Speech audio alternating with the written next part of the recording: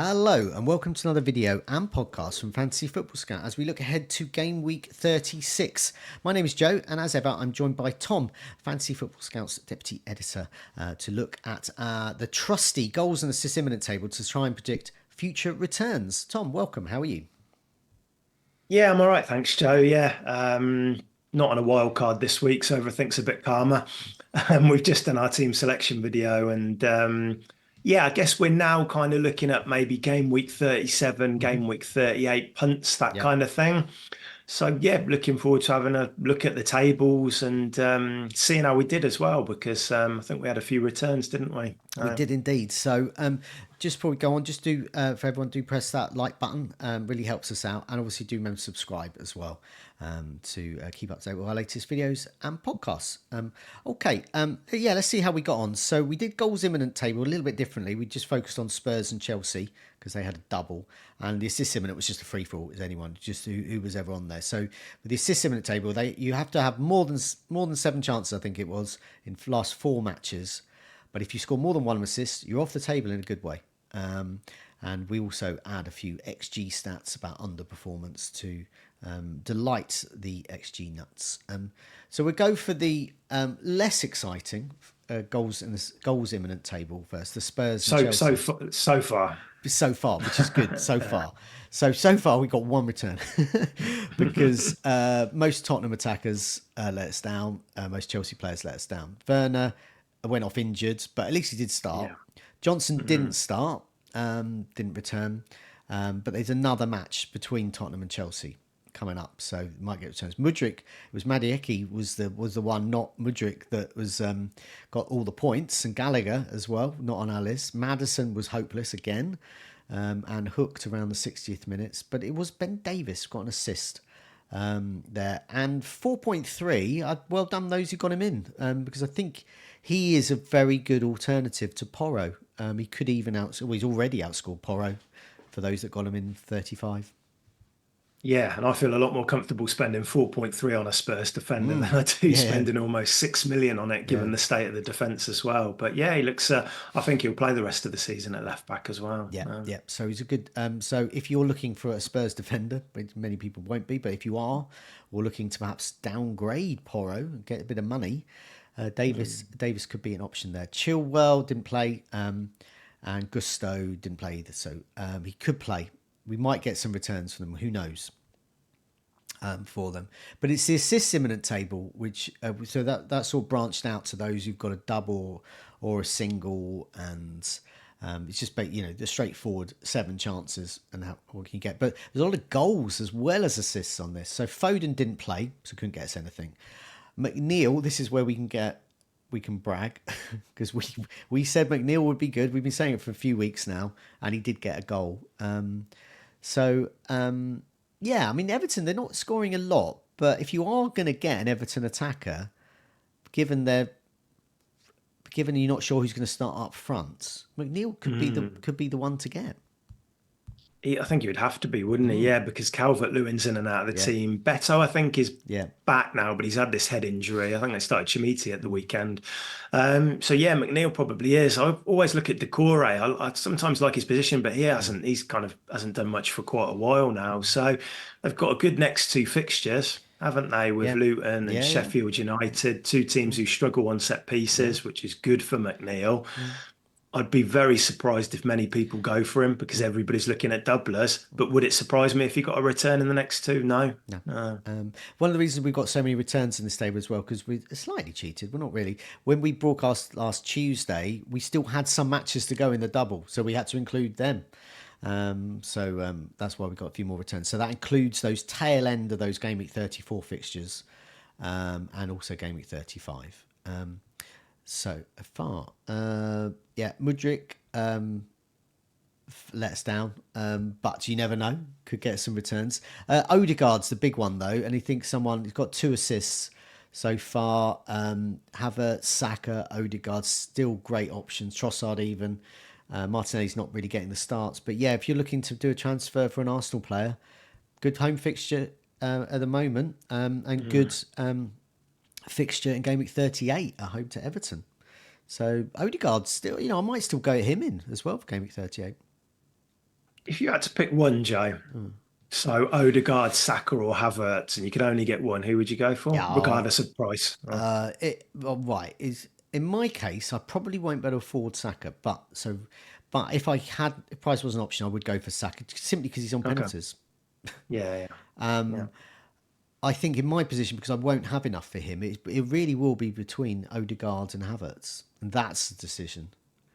And Yeah, I think I'd be tempted by Havertz given yeah, how well he's playing and the role that he's playing in the yeah, team. Even when he's playing in that midfield slot, he's yeah, still really he's kind of ghosting forward. And then when he leads definitely. the line, he's brilliant. So done really Yeah, well. I would be tempted, but I'm happy with either. So yeah, Mudryk didn't get us anything, nor did Willian. He did come on though. He was an injury doubt, but Yeah. did come on. Saka, that's why I immediately said Saka. So he got Yeah. 2 assists and a goal within that time, the tail end of 34 and 35.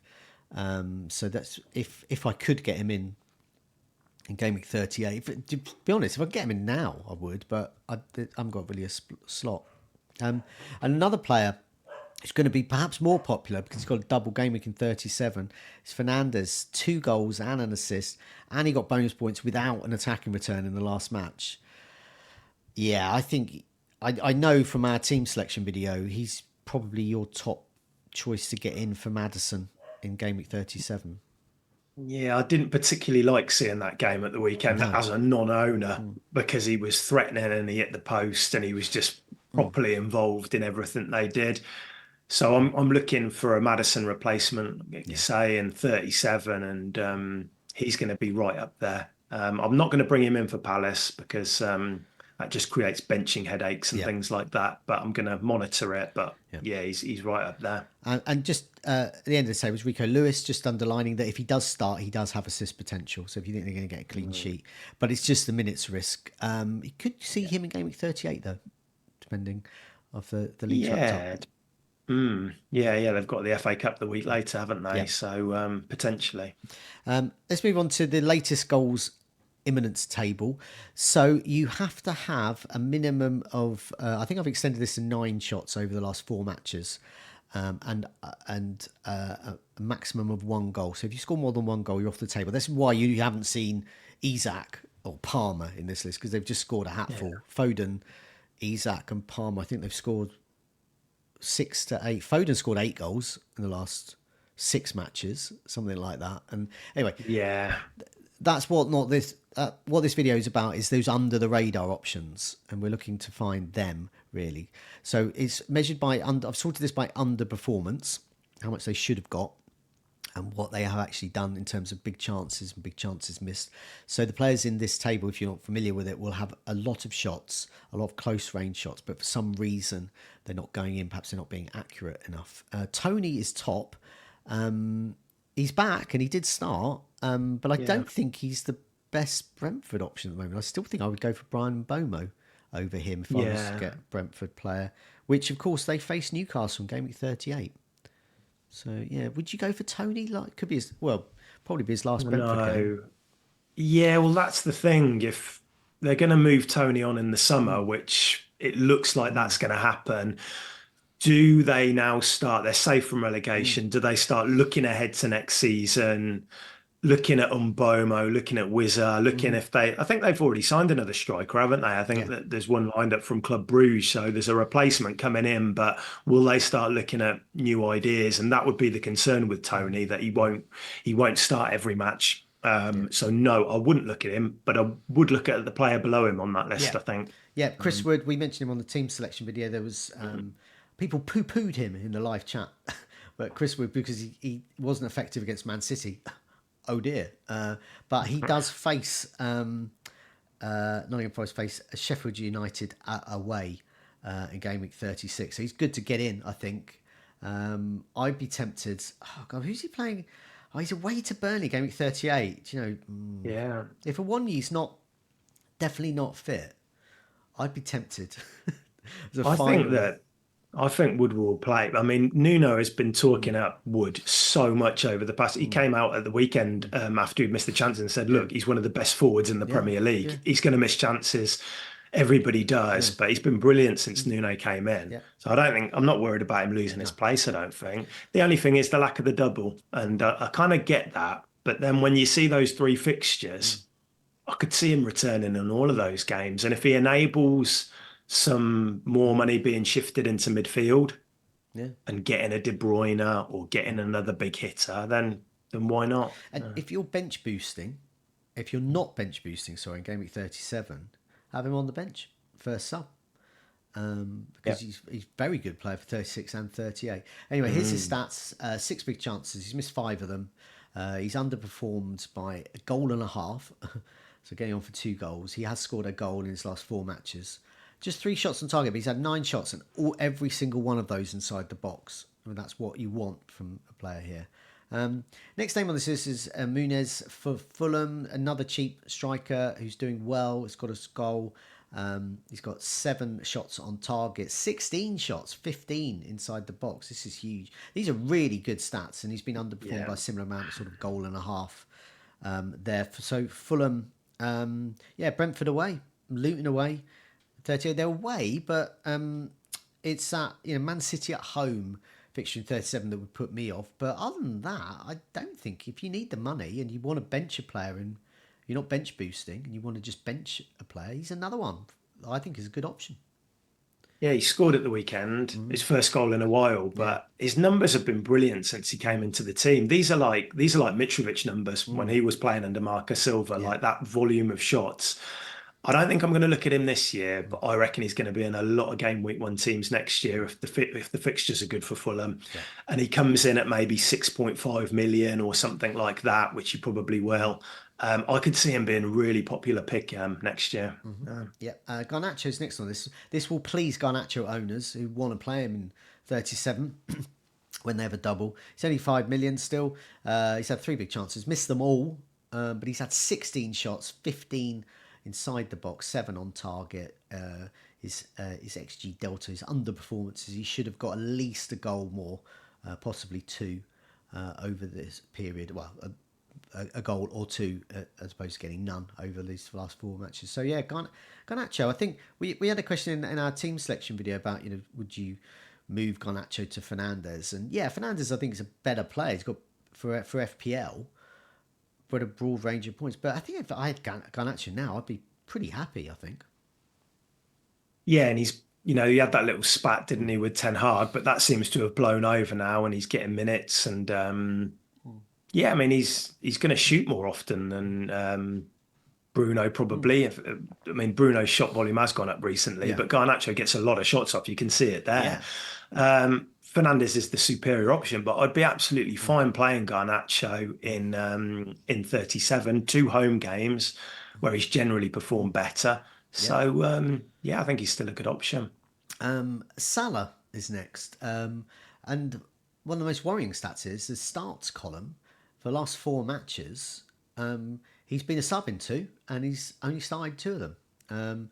He's had 3 shots on target, 9 shots, and 8 inside the box. So okay, but considering he's more than double, getting on for treble the price of the likes of Garnacho and Muniz, and he's got in half the shot volume. That just underlines that for his point of view, he's poorly performing. He does face Tottenham next. There is a question mark over that sort of touchline spat with Klopp, but I mean it's good to see him on here, and I fully anticipate him to return against Spurs, but it's just not enough for me to go for him, and no double.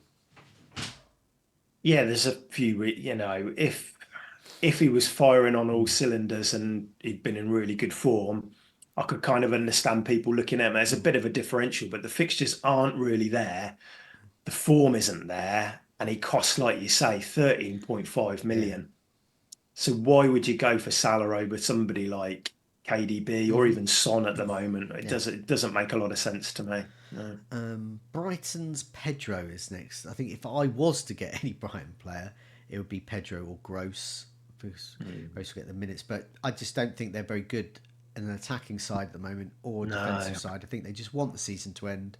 They've got so many injuries. They want to get the treatment room cleared. So they want to get players on the pitch, get the likes of Matoma back, Solly March, work on them over summer, and get a better team together, because they're not it at the moment, unfortunately. And I say that as a Brighton fan, but yeah. Nevertheless, 12 shots in his last 4 matches, 10 inside the box, none on target, and that just sums up Brighton, huff and puff with nothing. Yeah. Yeah. Sterling's next. People won't go for him. Just one start in his last 4. So he's been a sub. So and 7 shots, 5 inside the box. So yeah, Sterling. I've highlighted him just because he's got a double, but I don't think people go there.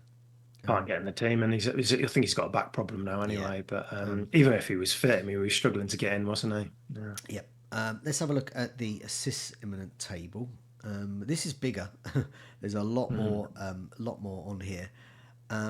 Let's have a look. So Bruno Fernandes is top. So we know about his goal scoring, but it's his assist potential should come to fruition in game week 36 as well. So yeah, in my team, I'm very happy to play him. I know he's a target of yours.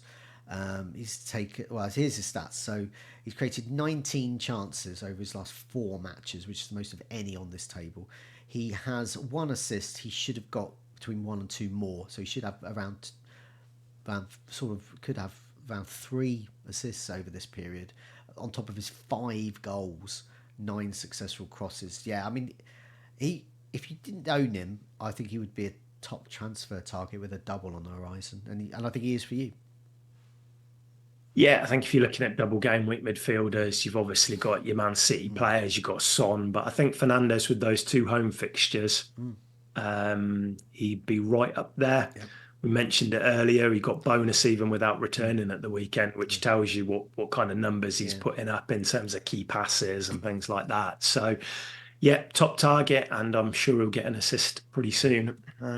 Yes, indeed. Odebert, I think I might have neglected to mention Odebert at Burnley, but he did get a return. Yeah, he can get the occasional return, but I don't think people go there, even though he's cheap at 5 million. But yeah, 5 successful crosses, got an assist, should have got another one. Eriksen's next on this list. I mean, I haven't included him recently because I didn't think he'd get the starts, but he is starting now, and he has created 11 chances, takes 7 corners and 4 successful crosses. I wouldn't be surprised if he did get a return or 2 in the double game week, but playing a deeper role though. Yeah, he's come in because Casemiro's been used at centre back because they've got so many problems at the back there that he's kind of slotted in. I actually quite like him in that team. I think he gives them a bit more passing ability, a bit more creativity in there. But you're not going to go for him over probably Garnacho. If you've got 5 million or whatever to spend, I'd spend it on the winger, I think. Yeah. Robertson's next at Liverpool, got a goal in his last 4. He's got 13 successful crosses, which is pretty huge, most on this table. 14 chances created. I think if I was getting a Liverpool defender, I'd go for him. I think he's pretty good at the moment. I think there's more to come, attacking threat. Liverpool aren't great, but I think he would be the defender.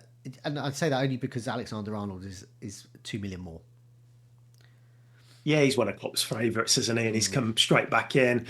Always a threat down that flank. It's just, will you go for a Liverpool player now? Probably not, I'd say, but maybe for 38. Yeah. People won't go for Fulham players. Brentford away, good fixture though.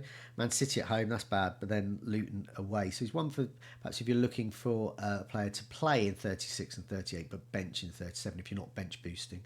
He's had 14 corners, 7 successful crosses.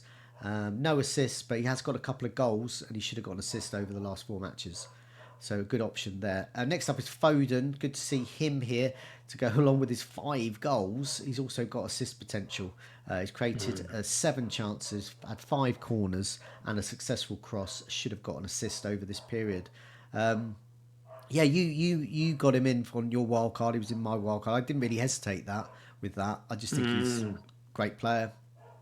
Going to get FPL points. Yeah, I've missed a lot of his hauls this year, which is funny because the year before I got them all. I got all of the hat tricks, but this year I've missed the 2, and so I thought, get him in on the wild card, and then he didn't turn up, but got Haaland off the bench anyway. But he should be back for this weekend, Foden now, and I think like we mentioned in the team selection video, if you don't want to go Haaland, Foden's got to be up there as one of the best captains, I think. Next name up is Maddison. Now, he's in your team, and I know you've got your eye on removing him soon, and certainly benching him this week away to Liverpool. But yeah, 10 chances created, 9 corners, 3 successful crosses. Now, what I haven't done is to work out. I can't see how long he's been back, but he's been back for four game Oh yeah, weeks. So this is well beyond that. so this Yeah. is recent as well. Well, on established, it wasn't like from previous stats. So this would indicate, even though he's not high up on the table, this would indicate there is assist potential lurking in there still. Yeah.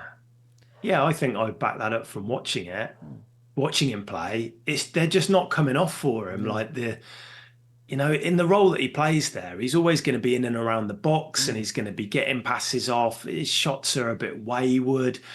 It feels like he really needs a goal just to give him that bit of a lift off. Yeah. And I keep going over my head, will he play on Thursday? And I hope he gets another chance too, because I think Chelsea is the kind of game where he will get more chances. Arsenal's a really tough game for any attacker, isn't he? Yeah. But he's not in a great moment at the moment. I'm pretty sure I will sell him for Fernandes in 37, but I just hope he can get something Yeah. on Thursday, and then I'll bench him the week after. I certainly wouldn't be looking to bring him in now though if you didn't own him. And we can sort of speed through the last three. Rico Lewis not going to get the starts, but he has created 8 chances, 4.2. If you think he's going to start, could get some assist attacking returns. Willian at Fulham is always sort of lurking around here. Back from injury, could play once again. Obviously, like Pereira. 36, 38 is when you want to play him. 37 is when you want to bench him, which you can do if you're not bench boosting then. 6 chances created, 4 corners. A couple of successful crosses. Should have got an assist over this period. And Pascal Gross, which is good to see him on here. Usually when he's on this table, he does leap off because he gets assists. He's created he's had 8 successful crosses, had 15 corners, 7 chances. I think if I was drunk of game of 37, I'd get him in as a Brighton fan. But other than that, I wouldn't. I'm not anticipating making that type of move. So just I don't know. I can't. I mean, I'm being a Brighton fan. I'm just quite down on them at the moment. Yeah. As getting in the FPL, but you as a not a Brighton fan, you just wouldn't get them anyway because you can see. Well, I looked at Gross because he's the kind of the perfect bench boost player, isn't he? In a way, he's cheap, he's nailed. All he needs is an assist, and he normally gets bonus as well. Yeah. He could be on penalties, I guess, if Pedro wasn't on the pitch. Pedro's not on the pitch. Would that be right? He will be on penalties. The other thing that I noticed is he has a phenomenal record against Manchester United, who he faces at home in game week 38. So he's a player that if you did get him in as an extreme differential in 37 on a bench boost, you can field him knowing he's going to play. He's definitely going to play because they haven't got anyone else left. Yeah. Well, this is what I was looking at. I went through every team who doubles and really looked at all their players, and Gross was somebody that I really liked, but he's just not. You've just got no confidence in Brighton at the moment, and that's the problem. I think they've scored, what is it, a couple of... Didn't they score just 1 goal in April or something? Yeah, and that was an own goal, wasn't it? Yeah, it was the Burnley goalkeeper. Murray. Yeah, and so you really... I mean, it's about as punty as you get, isn't it? If you're going to go for an attacker from Brighton at the moment. As ever, he's not a problem, but he's just got no one to aim at. And I mean, I'd take a 3-2 Villa win this weekend and maybe Gross to show a bit of form and for him to become an option. But yeah, I'm not sure. They'll all be talking about him once he scores against Villa this week. As long as we score more. Well, that'll be that. Well, on recent evidence, you are exactly right. Well, yeah, but we've got this European clash, and we probably won't have Emi Martinez either. It was a reverse fixture where Ollie Watkins scored about 1,000 goals, wasn't it?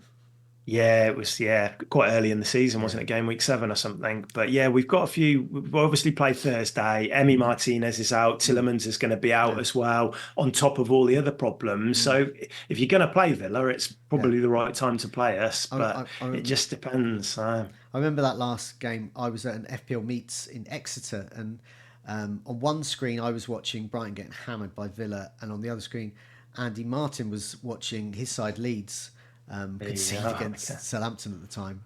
I certainly won in terms of who's got the worst team that day. Brighton absolutely capitulated. Oh well. Yeah, I think there's a big match in the Championship tonight, isn't there, as well, which impacts Leeds. That's why I Yes, say it. I yes, think it's definitely. is it Coventry Ipswich tonight, I Oh think. yeah, So Leicester have obviously yeah, come up, so we'll be talking about them again yeah, in a few months' time with their FPL yeah. on as well. So yeah, it should be an interesting And oh, couple of weeks. and on that note, final mention. I went to see Cheltenham a couple of weeks ago. They lost to Lincoln, who were very good, by the way. If you're a Lincoln City fan, and Okay. they lost in the final match to Stevenage. But even if they'd drawn that, they couldn't have got through. So it was very tough. So sadly, Cheltenham are relegated to League Two. So I shall be going to see them in League Two next season rather than League One. But yeah, valiant effort from Darryl Clark and all the lads and Cheltenham there. So well done for next. Well done in advance of your promotion next season, hopefully. Okay. Thanks for joining me, Tom. It's just me going solo on goals and assists imminent next week because Tom's called over to other duties at Fantasy Football Scout. But we'll both be back for our team selection video ahead of the big double game week bench boost spectacular that we hope will get us lots of points in game week 37. Do press that like button, does help us out. And do remember to subscribe, keep up to date with our latest videos and podcasts. Take care, see you soon. Cheers, Jake.